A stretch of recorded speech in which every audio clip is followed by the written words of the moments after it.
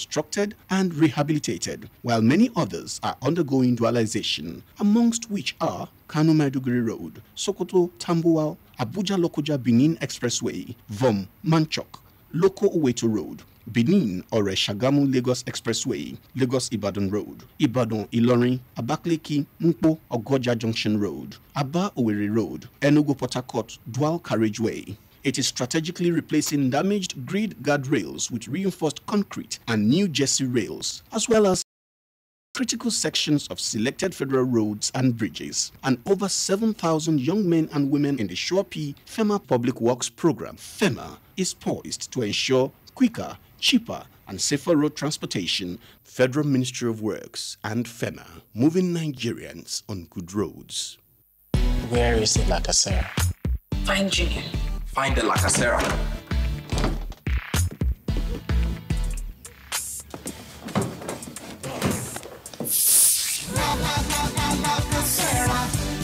Everything is better. A simple taste of freedom.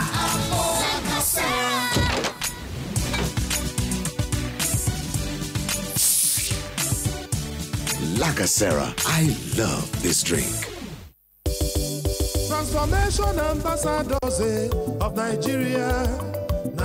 My good people of Nigeria, does anybody use mirror to look at what they have at hand? No! Good luck at the ingredients of life. Automobile industries, full encouragement. Second Niger bridge from mirage to reality. Good luck! Railways, seaports and airports are come back to modern life. Good luck! Or a Benin highway and other federal highways from dead trap to modern spectacle. Good luck! There you are. Petrol and nyaf with control price and so many other etc. Good luck I do. Good luck are going to do. And good luck will be yours. Are you see what I'm saying? Only good luck affects the security challenges of Nigeria with honesty and commitment. Fighting terrorism to a halt. Good luck continue for Nigeria. This message is brought to you courtesy Transformation Ambassadors of Nigeria. Done for one vision, Nigeria. Chioma, I bet you can touch your nose with your thumb. A nose? It's the same with your toilet. There are many places in your toilet that detergents cannot clean. That is why the new Harpic 5 times complete gives you 5 times better cleaning than detergent from the rim all the way to the U-bend, making your toilet completely clean. With Harpic 5 times complete, you will definitely reach all the hard-to-clean places in your toilet. Harpic Power Plus. Buy now for only 350 Naira. How far has the Nigerian woman come in winning in a men's world? The Sun Publishing Limited, publishers of the Sun newspapers, and Delta State government present the Sun Women Leadership Summit. Theme, The New Woman Winning in a Men's World. Keynote speaker, Ms. Evelyn Oputu, former MD, CEO, Bank of Industry.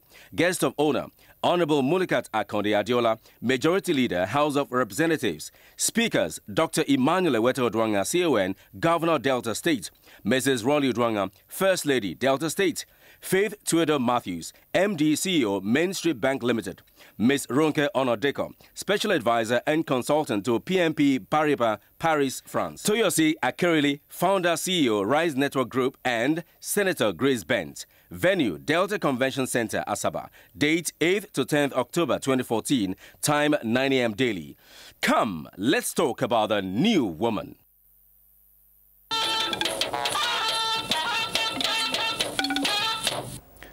The Senior Special Assistant to the President on Youth and Student Matters, Judy Magwe, has advised student union governments in various university campuses to lead the campaign against violence and vandalism of structures put up in the campuses to impact knowledge and make life conducive. Comrade Magwe, who received the newly elected national executives of the National Association of Nigerian Students, said the Safe School initiative of President Jonathan will ultimately guarantee security of students at all levels. Appeal to Nigerians that at this time we should see 54 years of our togetherness as 54 years of lessons we have learned, 54 years of things that have been different amongst us, and 54 years of tolerance. President Tijani Usman and other student union government leaders in attendance pledged proactive measures to safeguard campus infrastructure while steering the affairs of Nigerian students away from violence, social vices and cultism. Comrade Tijani also appealed to the Nigerian media to report the activities of Nigerian students objectively and accurately. Women in Imo State have pledged to support President Goodluck Jonathan in the 2015 presidential election. Correspondent Priscilla Onwegbu reports that the resolution by the women to vote Jonathan was an appreciation of the empowerment materials presented to widows in the 27 local government areas of the state by the First Lady Dame Patience Jonathan. Materials presented for distribution to all widows in Imo State include sewing machines, hairdressing kits, grinding machines, and generators. The rest are bags of rice, cartons of soap, salts, wrappers, and other food items. Presenting the materials on behalf of Dame Patience Jonathan, Minister of State for Foreign Affairs, Professor Viola Onwolode said the gesture was part of Southeast Widows Empowerment Program of the First Lady launched in Awka, Anambra State. The First Lady is wonderful. You can see the array of items here for everybody, PDP and not PDP. Just to And back here in Abuja, the Executive Secretary, Nigeria Christian Pilgrims Commission, Mr. John Kennedy Opara, has donated a mobile autoclave to the Trauma Center of the National Hospital, Abuja, in memory of his late father. Adebola Brookslyn Sunday covered the event and filed in this report. A few months back, I lost my father, and while passing through the hospitals, something touched me. I asked one of the nurses, what do you think is very dear and important to a hospital, especially a trauma center like this? That was the experience that led to the donation of this autoclave for the sterilization of equipments in the hospital.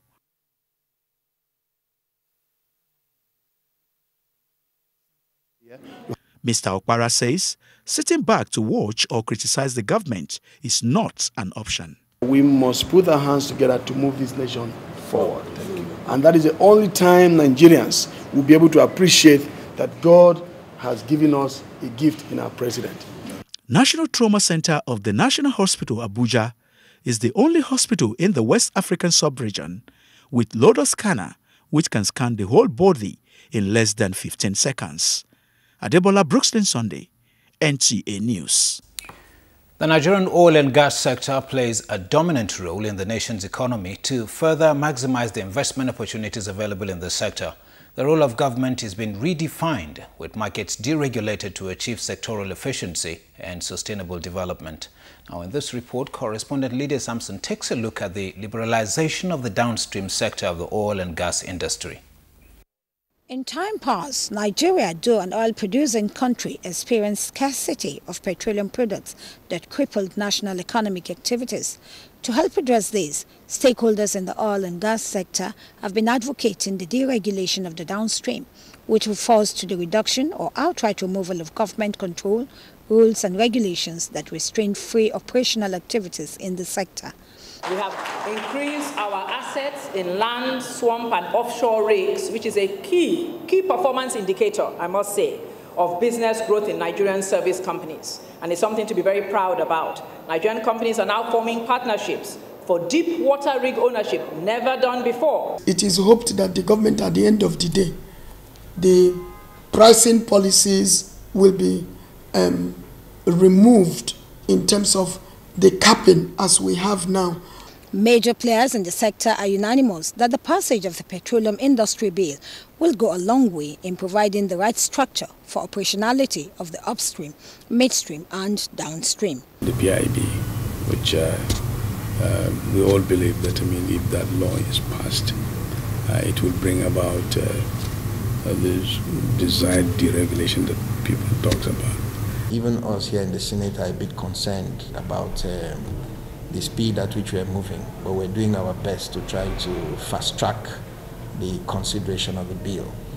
They say oil is a global commodity and Nigeria cannot operate in isolation, but must be in tune with global best practices to attract the needed investment to the sector. Deregulation is something that has to happen and happen quick. It hasn't happened enough. But I believe it's a process, and it's not a simple process because of what is involved. We are losing billions, if not trillions of dollars yearly because of regulation of the oil and gas industry. They commended the present administration for the Nigerian Content Law and the creation of the Nigerian Development and Monitoring Board. This, they say, has enabled Nigerian operators to be more involved in the sector. Describing telecommunications sector as an example of a successful case of deregulation, experts are of the view that a lot more will be achieved with the passage of the PIB. In Abuja, Lydia Samson, NTA News. And still on the oil and gas sector, we now go to Lagos, where the federal government's effort at combating illegal oil bunkering and pipeline vandalism is yielding positive results. This is a sequel to the operation carried out by the Nigerian Navy in some communities in Ikorodu known for nefarious activities. Correspondent Ken Egbelugbe reports that several jerry cans of stolen petroleum products were seized in that operation. The incessant reports on the illegal oil bunkering and vandalism taking place in Majidun, Arepo, and Makoko communities in the Ikorodu local government area of Lagos State has become a source of worry to the communities and security operatives. The perpetrators used self-propelled barges and wooden boats to ferry the stolen products to their destinations, and they are usually armed to confront anyone that attempts to stop their operation. In view of this, an operation codenamed Awase, which is Kata, was conducted by the Nigerian Navy and supported by the Nigerian Army to dislodge the operation of the perpetrators. The operation has not been easy, not without challenges, but by and large, we have been able to do this, and we hope to sustain it. Arrests were made and products suspected to be stolen refined petroleum were recovered and handed over to the Petroleum Pricing and Marketing Company, PPMC. We take them to our depot, we do analysis, be sure of the clean one, put them back into the system, take a record of what we recovered, and it will show in our product reconciliation. We're going to have a lot of cooperation with the Navy because they've delivered. On completion of the operation in Ikorodu, the Nigerian Navy says it will consider establishing a base in the area. In Lagos, Ken Egbeluge, NTA News. Many thanks, Ken. Now, federal and state governments as well as stakeholders in the health sector have been commended for the concerted efforts employed towards containing the Ebola virus disease in the country. This was made known while a 9-man delegation of National Association of Nigerian Students visited the Nigerian Institute for Medical Research in Lagos. Olajide Bello brings us that story.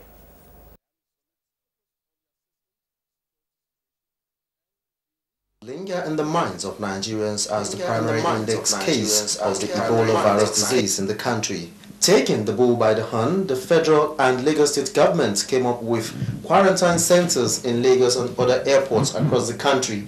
After months of unrelenting fight to combat the scourge, Ebola was successfully contained in Nigeria. It is in view of this that the National Association of Nigerian Students, NANS, decided to appreciate the Nigerian Institute of Medical Research's contribution to the fight against Ebola. Its name cropped up times without number as one of those who have deepened the socio-economic space and service delivery to his father's land. Professor Innocent Uja thanked NANS for appreciating the Institute's contributions in the fight against the virus, calling for more government funding to research in Nigeria. Government should commit more fund to research because, you see, research is highly capital intensive. And the research can continue for 5-10 years. If you realize that the issue of HIV/AIDS for over 30 years, even malaria up till now, the research has been on for over 30 years. Professor Uja reiterated the Institute's commitment towards achieving its vision and mission. In Lagos, Olajide Bello, NTA News.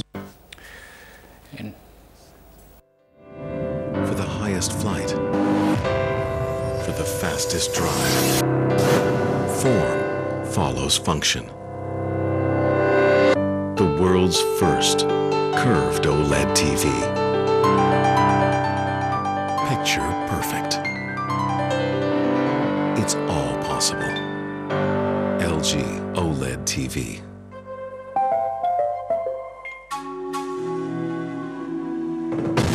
KwaZulu-Natal. Tough to say, even even tougher to drive. Sounds like one for the Ranger. Out here, even when the road stops, it just keeps on going. And even way down, it keeps powering on. Built for any challenge. Ford Ranger. Introducing the great tasting new Mini-Me Chin Chin. Rich in yummy ingredients like milk, butter, and wheat. Mini-Me, crunchy. Mini-Me, tasty. Playful. Very big. Break the boredom with the unique taste of Mini-Me Chin Chin.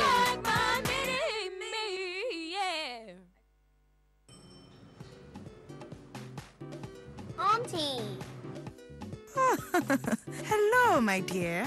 I see you went shopping with your mom, right? And what did you buy? Power oil.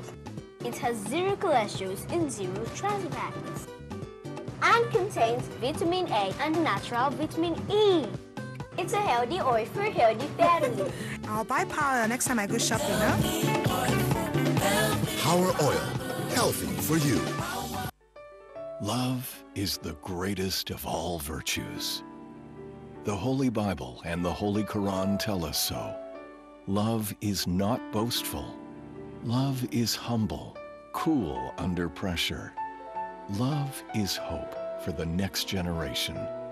Love is the North, East, West, and South living in unity. Love is progress despite adversity. It makes the impossible possible. Love is a secure nation with prosperity for all. Love is transformation. We need more love. Good luck, Abele Jonathan. Driven by love for God and country. Mr. President, we appreciate you. We who are with you are so many more than those who are against you. A message from protectors of Nigerian posterity. Leaders of the Lake Chad region have expressed determination to reinforce their operational and intelligence capabilities, as well as the coordination of the multinational joint task force in the Lake Chad Basin. These form part of the decisions taken by the heads of state and government at its extraordinary summit in Niamey, Niger Republic. State House correspondent Shagun Laole has that story. The extraordinary summit of heads of state and government of the Lake Chad region and Benin Republic was attended by presidents of Nigeria, Benin, Niger and Chad, and was a follow-up to the Paris summit hosted by President François Hollande in May this year, where the leaders agreed to establish joint anti-terrorism patrols and operations at the borders and establish mechanism for intelligence sharing. Deliberations at the Niamey summit focused on the assessment of the security situation and the immediate common strategy in the fight against terrorism caused by Boko Haram group in the region. I review the ongoing efforts to attack frontally the acts of terrorism and extreme violence in the Lake Chad region. The leaders here, although the Cameroonian president was unavailable, however, were unequivocal in their commitment to fight headlong terrorism and extreme violence in the Lake Chad region. At the end of the deliberations, the leaders expressed their determination to reinforce their operational and intelligence capabilities, as well as the coordination of the multinational joint task force in the Lake Chad Basin. They decided to finalize the establishment of the headquarters of the multinational joint task force in a secured place by the 28th of November this year, and also to finalize the deployment of the pledged contingent by the Lake Chad region member states and Benin as part of the multinational joint task force within their national borders by November 1st. Benin Republic also pledged to deploy a contingent at the common border with Nigeria. The Ministers of Foreign Affairs and Defense were directed to draft a common resolution to the United Nations Security Council and the African Union in order to put in place an appropriate legal framework for cross-border military operations against Boko Haram. President Jonathan at the summit expressed confidence in the Nigerian armed forces in curbing the menace of Boko Haram. Yes, the Nigerian army is capable of confronting and defeating Boko Haram. But Boko Haram, as a terrorist group, is not a conventional force. Of course, Nigerian army have participated in peacekeeping across Africa and beyond. We even fought a civil war within our country. If you look at what is happening globally, look at other countries. America is even getting involved in some other countries. Still, they have not been able to defeat terror because they are not conventional fighters. When there is so much pressure on them, they will disappear into the civil population and recruit. This is a conventional troop. Probably the matter would have been over. But I can reassure you that we are capable. The summit also gave December 1st as deadline for member states to pay up the 2014 annual contribution to the Lake Chad Basin Commission. Nigeria is the only member state that already paid up. In Niamey, Nigeria Republic, Segun Lawale, NTA News. Many thanks, Shagun. Now, in our business segment, International Monetary Fund cuts 2015 global growth forecast to 3.8%. Plus, update on business activities in Abuja. Details with Chiazalam Ekie. Welcome to Business News. As we count down to this year's annual meetings of the World Bank and the IMF in Washington, the International Monetary Fund has downgraded the global economic growth forecast for this year and next year. It warned of a weak and uneven global recovery. The forecast for 2014 has been cut to 3.3% from the forecast in July of 3.4%. IMF now predicts 3.8% growth in 2015 as against an earlier prediction of 4.0%. Meanwhile, some traders in Abuja have attributed the low business activities to the 2 days public holiday declared by the federal government to mark the Salah celebration. Some traders who spoke with Vivian Idekbefo on the level of patronage during the break lamented the low patronage.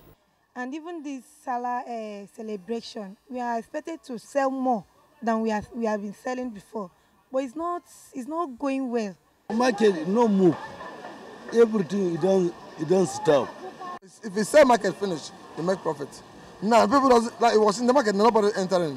While some buyers complained about the hike in prices of certain items, others say the prices have remained stable. I had expected that there will be hike in the price of things in the market, but I'm surprised and I'm impressed. Trading is expected to resume on Wednesday on the floor of the Nigerian Stock Exchange after the holiday. And that's it on business. I am Chiazalam Ekie. The news continues.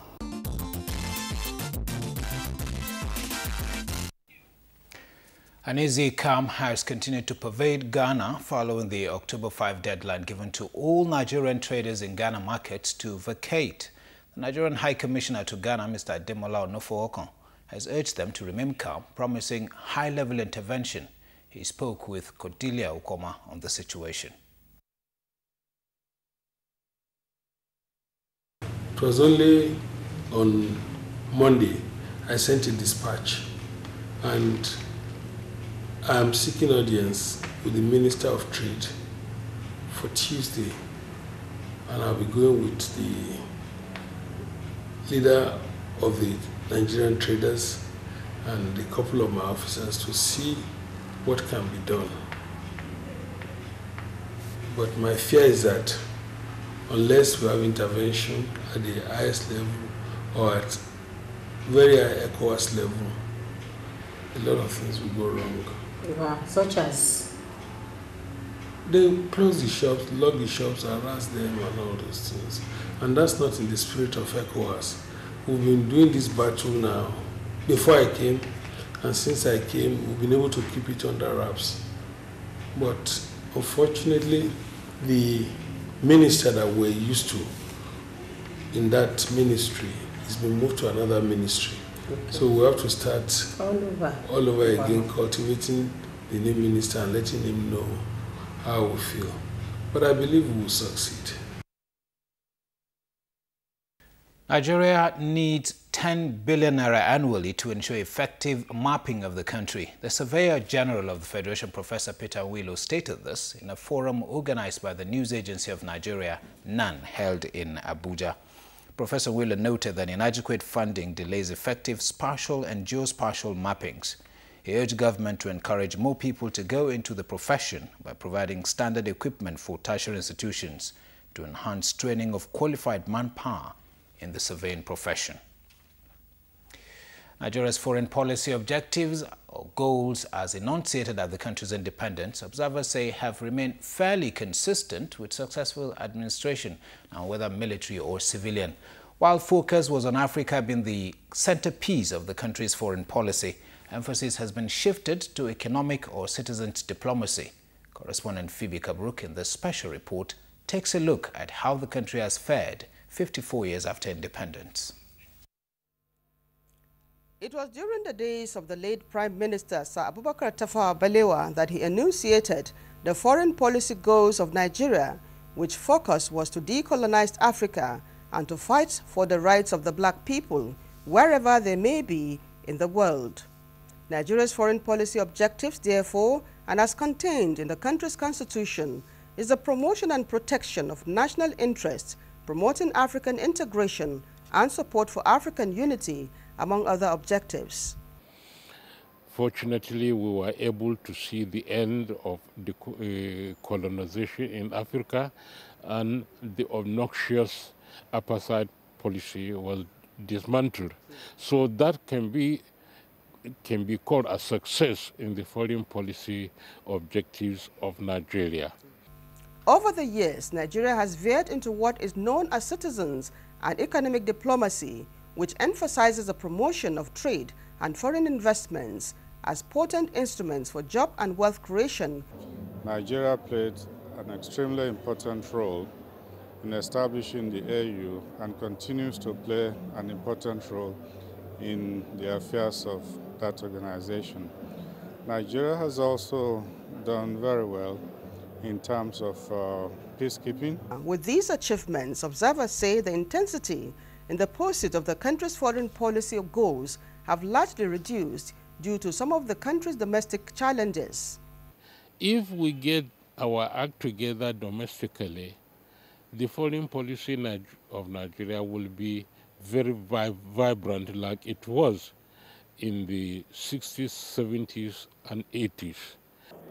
Nigeria has been very, very assertive, especially in Africa, carrying along African brothers in its foreign policy. The money we spent on peacekeeping, I think, in my view, has been money well spent, because we prevented a lot of tragedies in the countries and the places where we have intervened, some of which are very close to us. Observers also believe that recommendations arising from the recent National Conference Committee on Foreign Policy and Diaspora Matters, if implemented by government, will certainly ensure that Nigeria's place in the future in its foreign policy is assured. Phoebe Kabruk, NTA News. Many thanks, Phoebe. The Muslim community in River State were at the residence of the Minister of State for Education, Chief Nyesom Wike, on a Salah visit. Kingsley Amajo reports that the group used the occasion to pray for peace and unity in River State and the nation at large. King Hausa in Port Harcourt, Alhaji Salisu Kampala. Alhaji Kampala said the Northerners resident in the state have enjoyed peaceful coexistence with the people of River State over the years, saying that the visit provides them the opportunity to renew their friendship with the people of the state. They expressed support for President Jonathan's administration and his re-election in 2015. That the reason why we come here, woman, amen, for cooperation for the Salah busy. The minister commended them for their peaceful disposition, stressing that the Salah period calls for sacrifice for the unity, growth, and development of the nation. So we use this period to urge everybody to live together, unite ourselves for the interests of this country. Chief Wike reassured them of a peaceful atmosphere in River State, noting that the federal government is determined to ensure the security of lives and property of all Nigerians wherever they reside. In Port Harcourt, Kingsley Amajiri, NTA News. You're watching the Network News. More reports after this time out.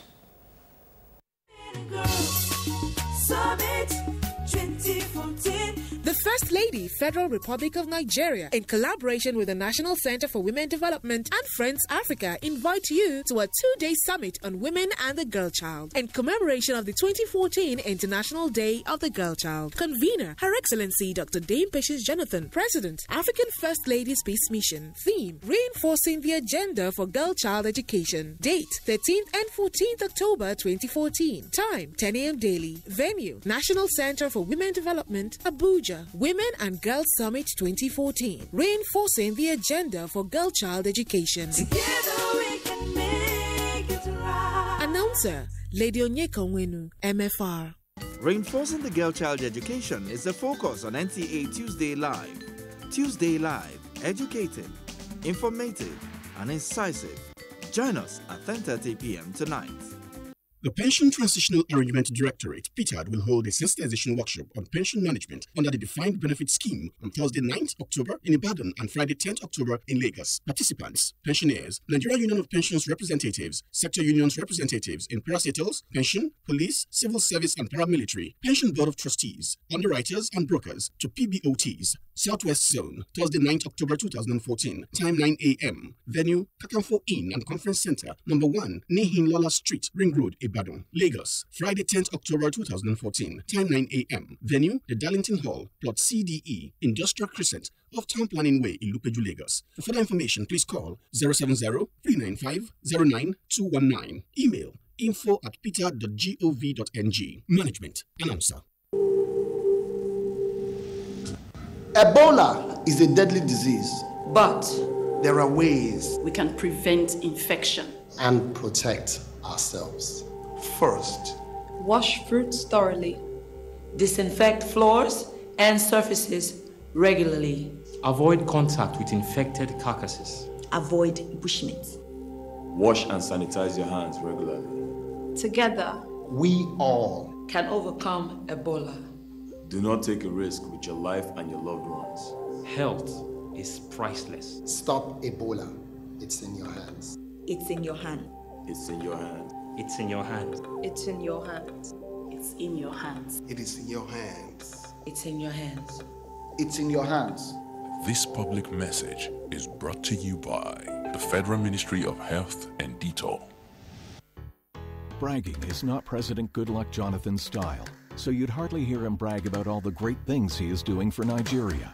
He wouldn't tell you he's the first president to privatize power, to give us a constant supply of electricity and economic prosperity. Soon your electricity will be like your mobile phones, 24 hours, 7 days a week. He won't brag about security, new roads, new rail, or new airports, eliminating corruption in agriculture and saving $25 billion per year, mass housing projects, or that our economy is growing at the fastest rate in the world. He wouldn't brag about any of it because he knows there's a lot more to be done. Mr. President, right on. We that are with you are so many more than those who are against you. A message from protectors of Nigerian posterity.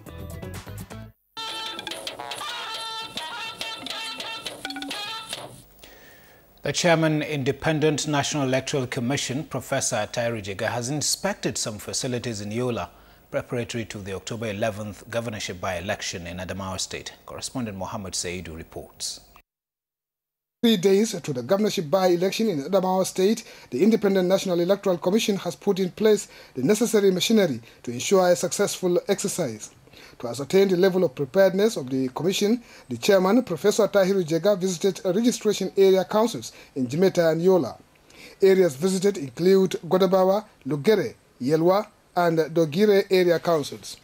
He sums his feelings this way. So far, so good. I am impressed with the facilities and the arrangements that have been made, and I would like to commend our REC and his staff for attending to these issues with the seriousness that they deserve. On election in Michigan and Madagali local government areas, Professor Tahiru Jega said INEC is ready to conduct election everywhere in Adamawa State if the security situation permits. We are constantly working together with security agencies and reviewing the situation.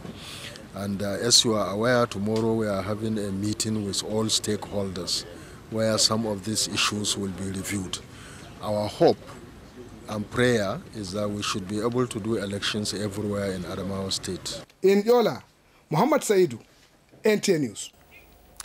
Meanwhile, the federal government has donated some Hilux vans and other logistics to the government of Togo to aid the country achieve free, fair and peaceful local government and presidential elections due in March 2015.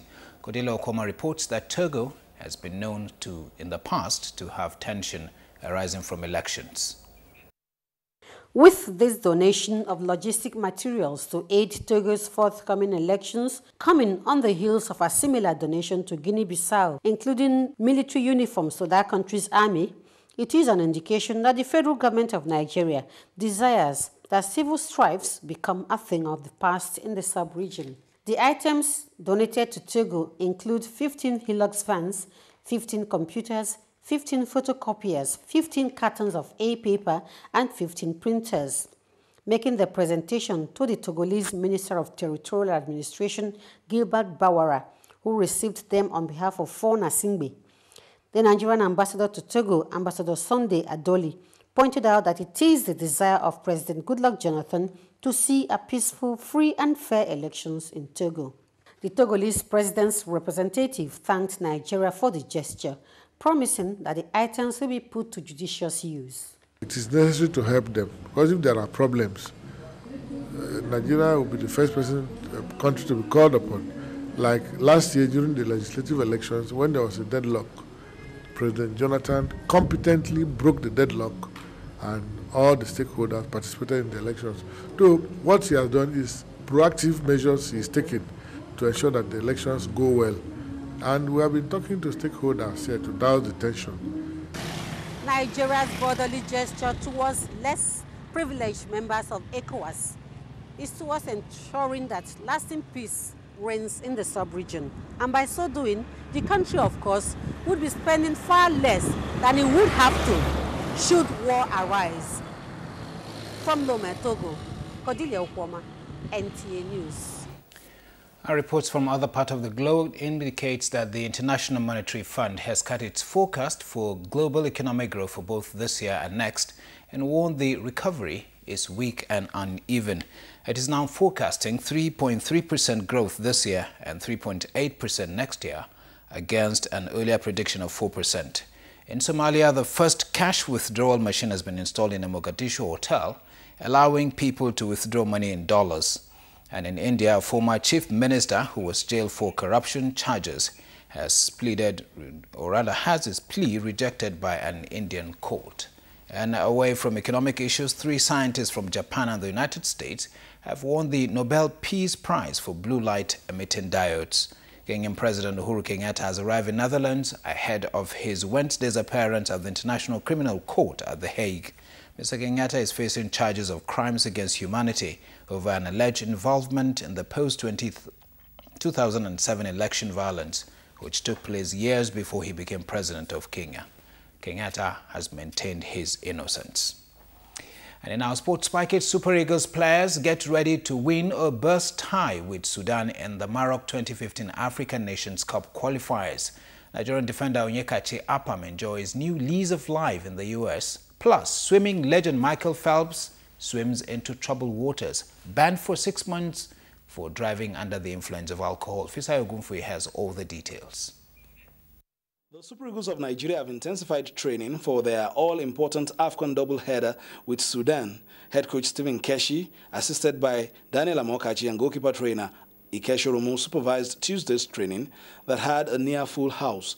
The team's senior players, Captain Vincent Enyama, Chelsea's midfielder John Mikel Obi, Elderson Ichejile of Monaco, France, Emmanuel Emenike of Fenerbahce of Turkey, and Eugenio Nazi of SS Lazio of Italy were joined by new boys, China-based Aaron Samuel Olanare and Reading of England midfielder Hope Akpan, in a fitness drill and knockabout to shape the team's tactics. We're trying to prepare ourselves for a success. I think any team that's going out for a game always get themselves ready to be victorious. We're going to play as if everything depends on us and pray as if everything depends on God. After a 3-year battle with injury, Nigerian defender Onyeka Chiapam is back playing football. The silver-winning defender who joined his compatriot Obafemi Martins at MLS side Seattle Sounders 3 weeks ago says he is settling down in the U.S. I have to get to know the way the team play, and by the grace of God, I'll give at my best. You know, he's a good player, and you know, when he's fit, I think then you can see more. Swimming legend Michael Phelps has been suspended from all competitions for 6 months by the U.S. swimming team after he was caught driving under the influence of alcohol. With the development, the 22-medal Olympic legend will not be selected for the 2015 World Championship in Kazan, Russia. His funding has also been withdrawn for the length of the ban. With Sports News Update, Fisayo Ogunfuyi, NTA News. Sympathizers have continued to troop to the family house of the late Kefi ambassador Yahaya Abdullahi OON, who died after a brief illness at his hometown in Kefi. Correspondent Suraj Abdullahi reports. The remains of Ambassador Yahaya Abdullahi was laid to rest in his hometown, Kefi, Nasarawa State, after a brief illness. Various dignitaries from across Nigeria and overseas have paid visit to the family, including General Theophilus Danjuma retired. He was described as a patriotic Nigerian whose life is worth emulating. He lived a life that was worth emulation, and he led a family that he inculcated discipline into it. A matter of fact, this has been a very humble person who has served this nation, not only in his capacity as a technocrat, as a civil servant of high repute, but even at ambassadorial level, which he... Born in 1932, Ambassador Yahaya Abdullahi schooled both within and outside Nigeria and served Nigeria in different diplomatic capacities in Uganda and the Republic of Benin.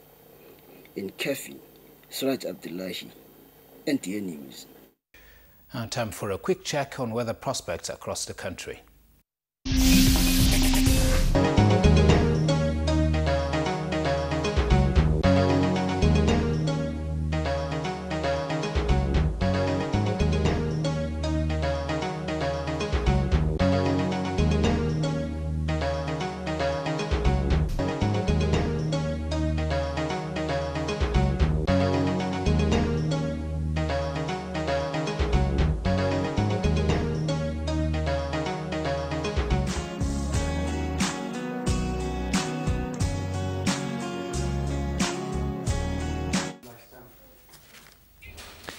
Now remember, it is your right to challenge anyone suspected to be involved in unwholesome activities around you. Be security conscious. A message from the Directorate of State Security.